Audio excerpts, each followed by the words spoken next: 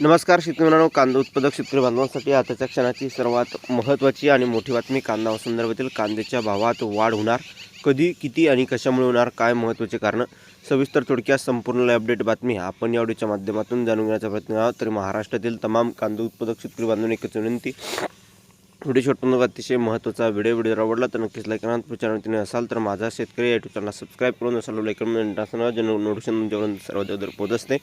समजू शकता युद्धाचे परिणाम. यूएमध्ये कांदा 550 रुपये किलो. बघू शकता अमेरिका, इस्रायल आणि इराण यांच्यात सुरू असलेल्या संघर्षाचा परिणाम आता सामान्य लोकांच्या दैनंदिन जीवनावर दिसू लागला आहे. होर्मुझ समुद्रधुनीतून तेल वाहतुकीवर मर्यादा असल्यामुळे इंधन पुरवठ्यावर परिणाम झाला असून त्याचा परिणाम बाजारातील वस्तूंच्या किमतीवर होत आहे. संयुक्त अरब अमिरातीमध्ये महागाई वाढल्याने नागरिकांची चिंता व्यक्त केली जात आहे. सोशल माध्यमावर अनेक नागरिकांनी भाजीपालांच्या वाढलेल्या किमतीबाबत माहिती शेअर केली आहे. विशेष टोमॅटो आणि कांदा यासारख्या रोजच्या वापरातील भाजीपाल्यांच्या किमती मोठ्या प्रमाणात वाढल्या सांगितले जात आहे.